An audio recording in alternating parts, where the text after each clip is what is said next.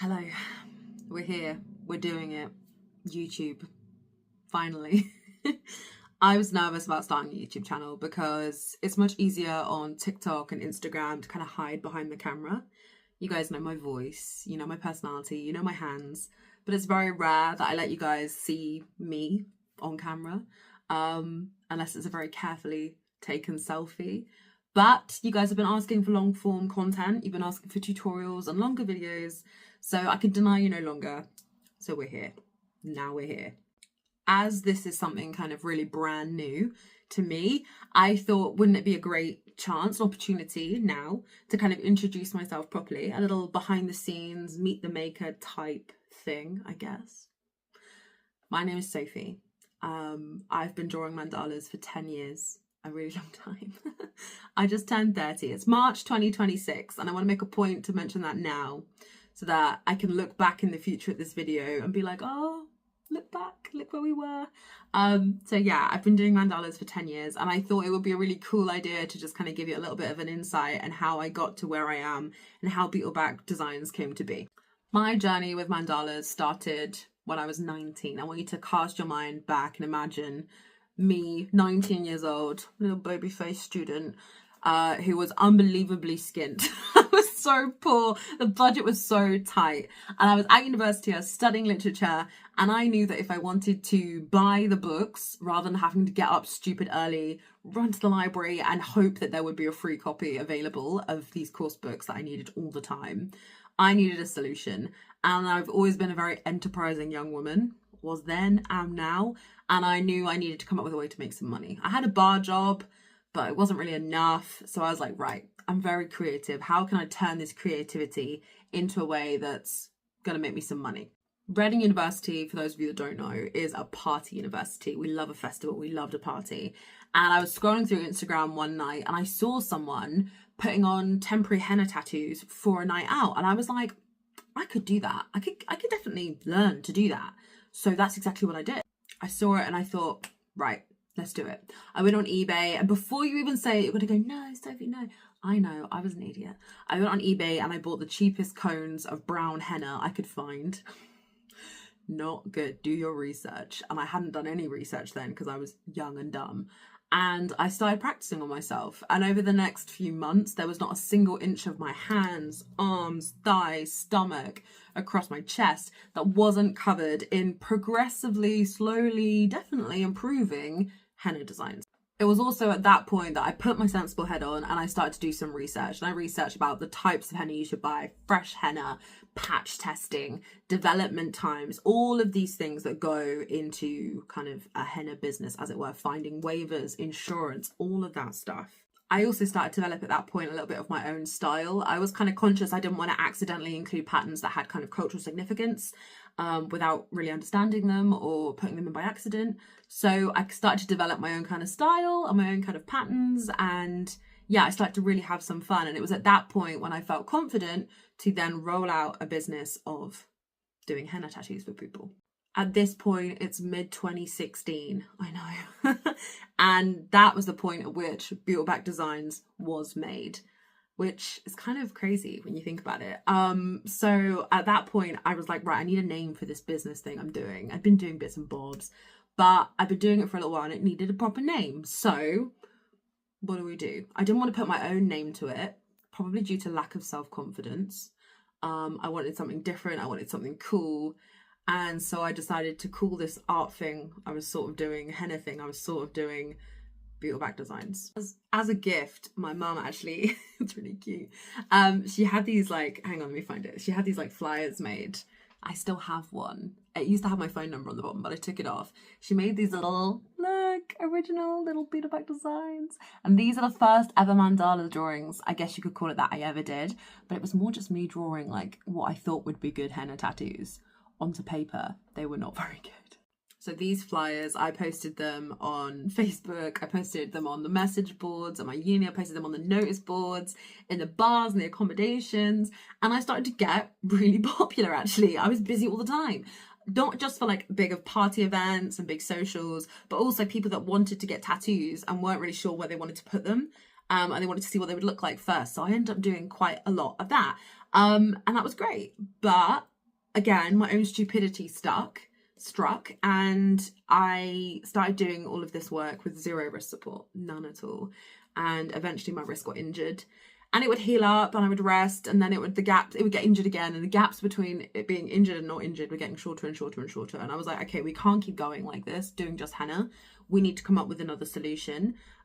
Because I love doing this. I love this art form. I love this style, and I don't want to give it up just because my wrist is too weak to hold a henna comb properly. I always joke that like mandalas are like the true love of my life, and like henna was then my first love.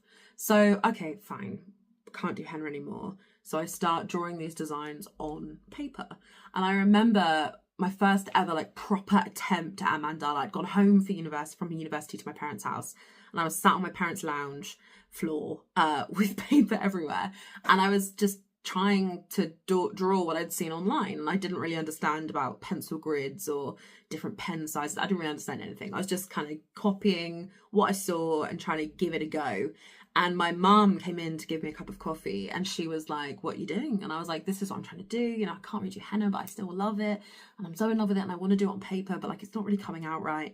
And my mum is so supportive, but she's always very honest. And she was like, she made a face like, they're good, which I think is her being kind. She's like, but they need practice. She's like, but practice. So that is what I did. That is what I still do to this day, even though it's been a decade, pretty much, maybe slightly more. Yeah, just practice all the time. And when you guys join me on my live streams on TikTok all the time, that is me just constantly practicing and improving. So for the rest of university, I was getting pretty good, and I was drawing these patterns on anything I thought I could sell. Cards, notebooks, ukuleles, gift tags. I did craft fairs. I did whatever it took. I put things on mandalas on things, and I sold them. And that was fine. But it wasn't until 2019 when things really kicked up a gear and the social media aspect really came into Beetle Back Designs. Because before then, I posted some bits on Instagram, but like, it wasn't really anything. I wasn't very consistent. No one really cared either, being completely honest. I started this job at a charity, a tree charity, and there was a really young guy there called Jack.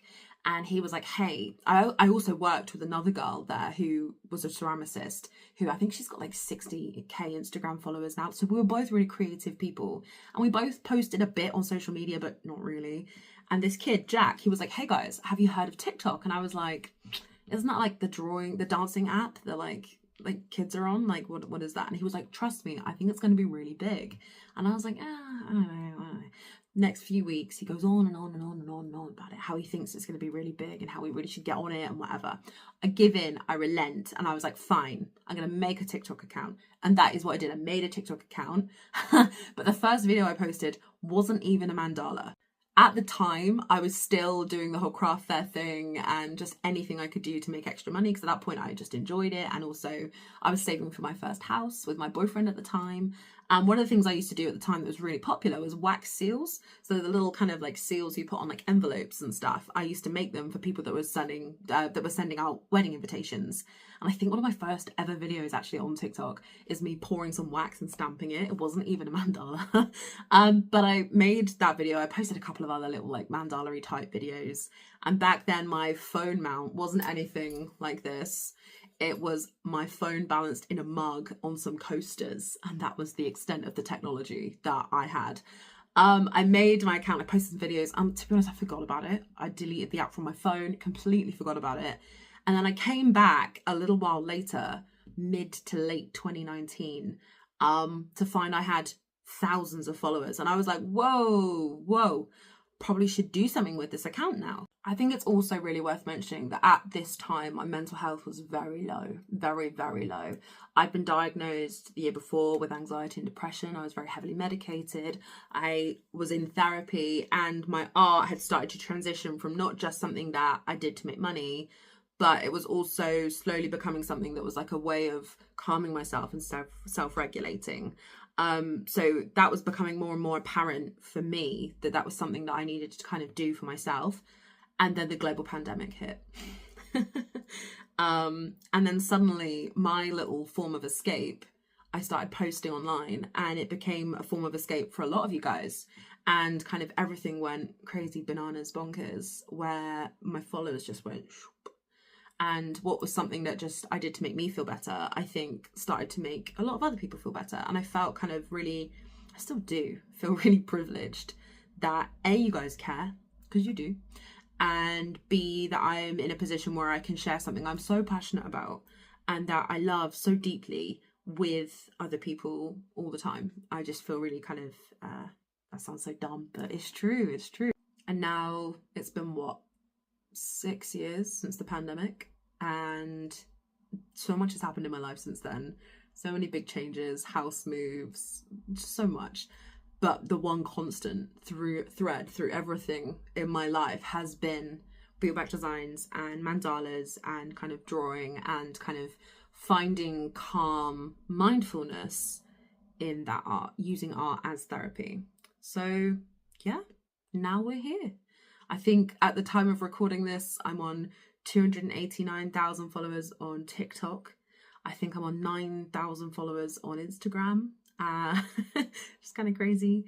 The journey has been very twisty, and now we're here. And that's the story of how I got into mandalas, how I went from henna artist to mandala artist to content creator who is now on YouTube, slightly against my will. Maybe against my better judgment. I don't know. We're going to see how this goes, and then hopefully that this channel does as well as the others, and hopefully you guys enjoy the content I put here as much as you enjoy my other content. And hopefully the whole recording I've done is not crazy convoluted and makes no sense. Thank you for being here. Hopefully you subscribe. Maybe you will, maybe you won't. And yeah, let me know what tutorials you want to see, what videos I even put on this channel. Let me know, and that's what I'll do. So yeah, thanks guys. I'm Sophie, and I'll see you next time, I guess. Bye.